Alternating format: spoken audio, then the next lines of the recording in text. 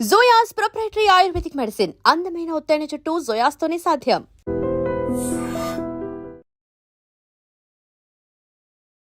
తెలంగాణలో జూబ్లీహిల్స్ ఉప ఎన్నిక ఏమో గానీ రాజకీయాలు చాలా రసవత్తరంగా మారిపోయాయి. ఎత్తుకు పై ఎత్తులు అన్ని పార్టీలు వేసినట్టుగా మనకైతే అర్థమవుతోంది. ఒకవైపేమో బీఆర్ఎస్ ఏమో చాలా మందిని చేర్చుకుంటూనే ఉంది. ఇంకోవైపేమో బీజేపీ ఏమో కార్పొరేట్ బాంబింగ్ అంటూ ప్రజల్లోకి వెళ్తోంది. ఇంకోవైపేమో అధికార పార్టీ కాంగ్రెస్ పార్టీ ఖచ్చితంగా జూబ్లీహిల్స్ గెలవాల్సిందే, జూబ్లీలో మన జెండా పాతాల్సిందే, సిటీలో హైదరాబాద్లో కాంగ్రెస్కి అసలు ఆదరణ లేదు అన్నటువంటి మాట ఏదైతే ఉందో దాన్ని ఎట్టి పరిస్థితుల్లో చెరపాల్సిందే అని వీళ్ళు తమ దగ్గర ఉన్నటువంటి అన్ని అస్త్రాల్ని ఉపయోగించినట్టు స్పష్టంగా అర్థమవుతోంది. ఎందుకంటే మీకు బోర్డు మీద ఆల్రెడీ కనిపిస్తోంది అజారుద్దీన్. ఈయన గురించి అసలు స్పెషల్గా చెప్పాల్సిన అవసరం లేదు. ఆయన క్రికెటర్గా చాలా బాగా గుర్తింపు తెచ్చుకున్నారు, ఇది అందరికీ తెలిసిందే. అండ్ అజారుద్దీన్ని ఇప్పుడు రాజకీయంగా చూసినప్పుడు మాత్రం ఆయన కాంగ్రెస్ పార్టీకి సంబంధించిన మొన్న అంటే లాస్ట్ జనరల్ ఎలక్షన్స్లో ఇదే జూబ్లీహిల్స్ కాన్స్టిట్యుయెన్సీ నుంచి పోటీ చేసిండ్రు. 20,000 తేడా అనుకోండి, లేదంటే 16,000 పైచిల్కు తేడాతోని ఓడిపోవడం అయితే జరిగింది. కానీ టఫ్ కాంపిటీషన్ ఇచ్చిండ్రు. ఎందుకంటే ఈయన ఏదైతే సామాజిక వర్గానికి చెందిన వాళ్ళు ఖచ్చితంగా అజారుద్దీన్ని చూసైనా ఓటేస్తారు అనుకునే అజారుద్దీన్కి టికెట్ ఇవ్వడం, ఆ తర్వాత గెలుపు కోసం సాయశక్తిలా కృషి చేయడం అయితే జరిగింది. ఇక్కడ సిటీలో ఎక్కడ కూడా కాంగ్రెస్ రాలేదు, అది మాత్రం మరక ఉండిపోయింది కాంగ్రెస్ మీద. ఈసారి జూబ్లీహిల్స్ ఉప ఎన్నికలు ఒక అవకాశంగా తీసుకొని అన్ని అస్త్రాలను ప్రయోగిస్తోంది. అందులో భాగంగానే మొన్ననే మనకు తెలుసు అజారుద్దీన్కి ఎమ్మెల్సీగా అవకాశం ఇవ్వబోతున్నామని ఆల్రెడీ ప్రకటించిండ్రు. అండ్ ఇప్పుడు ఏకంగా ఆయనను మంత్రిని చేయబోతున్నాం, ఒక ముహూర్తం ఫిక్స్ చేశామని ఒక వార్తనైతే బయటకు వచ్చిన సిచ్యువేషన్ అయితే కనిపిస్తోంది. కాంగ్రెస్ నేత అజారుద్దీన్కు మంత్రి పదవి దక్కబోతున్నట్టు తెలుస్తోంది. ఎల్లుండి తెలంగాణ కేబినెట్ విస్తరణ ఉంటుంది. అజారుద్దీన్ తెలంగాణ మంత్రిగా ప్రమాణ స్వీకారం చేయబోతున్నట్టు వార్తలు వస్తున్నాయి. ఆయన్ను కేబినెట్లోకి తీసుకుని ఎమ్మెల్సీగా అవకాశం కల్పించాలని రేవంత్ రెడ్డి సర్కార్ భావిస్తున్నారు. సో జూబ్లీహిల్స్ బైపోల్స్కు ముందు అజారుద్దీన్కు మంత్రి పదవి కట్టబెట్టడం ఇప్పుడు తీవ్ర చర్చనీయాంశంగా మారిపోయింది. తెలంగాణలో జూబ్లీహిల్స్ ఉప ఎన్నిక రాజకీయంగా అన్ని పార్టీల మధ్య తీవ్ర కాకరేపుతోంది. అయితే ఈ బైపోల్స్లో సిట్టింగ్ సీట్ అయిన బీఆర్ఎస్కు అధికార కాంగ్రెస్ పార్టీకి హోరాహోరు పోరు నడుస్తోంది. ఈ రెండు పార్టీలకు బీజేపీ పోటీ ఇచ్చే పరిస్థితి లేదనే వాదన కూడా ఇంకోటి ఉంది. జూబ్లీహిల్స్ ఉప ఎన్నిక పోలింగ్ తేదీ దగ్గర పడుతున్న కొద్దీ తెలంగాణ ప్రభుత్వం కీలక నిర్ణయం తీసుకుంది. మంత్రివర్గాన్ని విస్తరించాలని భావిస్తున్నట్టు తెలుస్తోంది.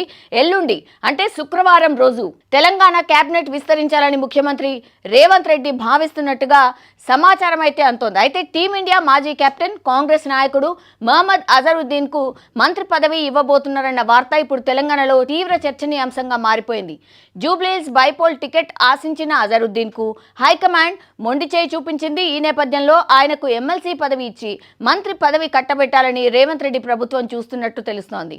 శుక్రవారం రోజున అజారుద్దీన్ తెలంగాణ మంత్రిగా ప్రమాణ స్వీకారం చేయబోతున్నట్టు హస్తం పార్టీ వర్గాల్లో జోరుగా చర్చ నడుస్తోంది. ఇక నిన్ననే అజారుద్దీన్ కుమారుడు అసదుద్దీన్ సీఎం రేవంత్ రెడ్డితో సమావేశమయ్యారు. మంత్రిగా ప్రమాణ స్వీకారం చేసేందుకు అజారుద్దీన్ సిద్ధంగా ఉండాలని అసదుద్దీన్కు సీఎం రేవంత్ చెప్పినట్టు సమాచారం. అయితే ఇప్పటి వరకు సీఎం రేవంత్ రెడ్డి నేతృత్వంలోని తెలంగాణ కేబినెట్లో ముస్లిం మంత్రి లేకపోవడం తీవ్ర విమర్శలకు కారణమవుతుండగా ఈ నిర్ణయం తీసుకోవడం ఇప్పుడు గమనార్హం. ఇక నవంబర్ 11వ తేదీన జూబ్లీహిల్స్ ఉప ఎన్నికకు పోలింగ్ జరగబోతుండగా ఇలాంటి కీలక తరుణంలో అజారుద్దీన్కు మంత్రి పదవి కట్టబోతున్నారన్న వార్తలు ప్రాధాన్యత సంతరించుకున్నాయి. జూబ్లీహిల్స్ నియోజకవర్గంలో ముస్లిం ఓటర్లు కీలకం కానున్న నేపథ్యంలో అజారుద్దీన్కు మంత్రి పదవి ఇవ్వబోతున్నారన్న వార్త ఇప్పుడు ఆసక్తికరంగా మారిపోయిన సిచ్యువేషన్.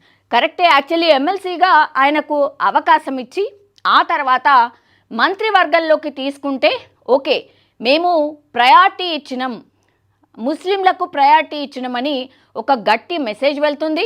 అట్లాగే అజారుద్దీన్కి టికెట్ ఇవ్వకపోవడానికి కారణం ఏంటంటే బీసీ నినాదం పెద్ద ఎత్తున కాంగ్రెస్ పార్టీ తీసుకుంది కాబట్టి బీసీ అయినటువంటి నవీన్ యాదవ్కి అవకాశం ఇచ్చి అటు బీసీ అగైన్ ఎక్కడ కూడా ఎవరు బాధపడకుండా ఈ ముస్లిం సామాజిక వర్గానికి చెందినటువంటి అజారుద్దీన్కి ఇప్పుడు మంత్రి పదవి కట్టబెడితే రెండు కూడా అంటే రెండు సామాజిక వర్గాల్ని కూడా సాటిస్ఫై చేసినట్టు అవుతుందని ఇక్కడ మనకు స్పష్టంగా కాంగ్రెస్ పార్టీ ఎత్తుగడగా మనమైతే భావించే పరిస్థితి కనిపిస్తోంది.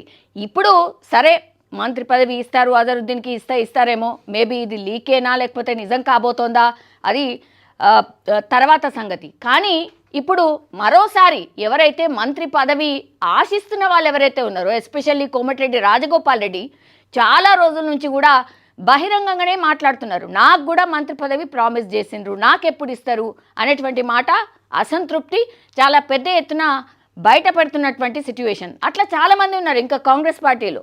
కానీ ఎక్కువగా రాజగోపాల్ రెడ్డి డైరెక్ట్గా మాట్లాడుతున్న పరిస్థితుల్లో మరి రాజగోపాల్ రెడ్డి ఈ వార్త వచ్చిన తర్వాత ఎట్లా రెస్పాండ్ కాబోతున్నారు, ఇప్పుడు అసంతృప్తులను ఎట్లా చల్లార్చే అవకాశం ఉంది, కాంగ్రెస్ పార్టీ ఒక స్ట్రాటజీతో ముందుకు వెళ్తోందా? ఎందుకంటే మొన్న క్యాబినెట్ మీటింగ్లో కూడా సీఎం రేవంత్ రెడ్డి చాలా ఖరాఖండిగా చెప్పేశారట, ఎవరైతే ఎక్కువగా బయట లీక్స్ ఇవ్వడం లేదంటే మంత్రి పదవుల్లో ఉంటూ కూడా అసలు ఈ పార్టీ లైన్ని క్రాస్ చేసి ఏ క్రమశిక్షణ లేకుండా బయట మాట్లాడేస్తున్నారు, నేను ఇంకా సహించేది లేదు, నా చర్య నేను తీసుకోబోతున్నాను, ఎవరు ఏమనుకున్నా సరే అని ఒక క్లాసే తీసుకున్నట్టుగా వార్తలు అయితే బయటకు వచ్చాయి. ఇప్పుడు ఆ రోజు ఏం జరిగింది ఏంటి అనేది కామన్గా అందరికీ వార్త బయటకు వచ్చింది. కానీ నిజంగానే అది జరుగుంటుందా? మరి మంత్రివర్గ విస్తరణకి సంబంధించిన వార్త బయటకు వచ్చింది అంటే ఆ రోజు క్యాబినెట్ మీటింగ్లోనే ఈ ప్రస్తావన వచ్చుంటుందా? ఎవరు ఎక్కడ మాట్లాడకండి, మీరెళ్ళి జూబ్లీహిల్స్లో పనిచేసుకోండి, ఖచ్చితంగా ఈ సీటు మనం కొట్టాల్సిందే, మనం గ్యారంటీగా ప్రజల్లో ఉన్నాం, ఏ నెగటివిటీని కూడా స్ప్రెడ్ చేయకండి అని గట్టిగా చెప్పినట్టుగా కూడా మనకైతే వార్త బయటకు వచ్చినటువంటి సిచ్యువేషన్. ఇప్పుడు ఆల్ ఆఫ్ సడన్గా ఇప్పుడు అజరుద్దీన్ని సీన్లోకి తీసుకొచ్చి ఎమ్మెల్సీ ఇవ్వడమే కాకుండా మంత్రివర్గంలోకి కూడా తీసుకోబోతున్నారు. ఆయనకు మైనార్టీ శాఖ కేటాయించే అవకాశం ఉందని కూడా వార్తలు వస్తున్నాయి. ఇప్పుడు అజరుద్దీన్కి కూడా మంత్రి పదవి ఇచ్చిన తర్వాత ఇంకా మిగిలిన కేవలం 2 మంత్రి పదవులు, అంటే 18 ఉండాలి. ఇప్పుడు అజరుద్దీన్కి ఇచ్చిన తర్వాత 16 ఫిల్ అయిపోతాయి, ఇంకా 2 మంత్రి పదవులు మాత్రమే ఖాళీ ఉంటాయి. మరి ఈ 2 మంత్రి పదవుల్ని కూడా ఫిల్ చేయబోతున్నారా? ఫుల్ క్యాబినెట్ ఏర్పాటు కాబోతోందా?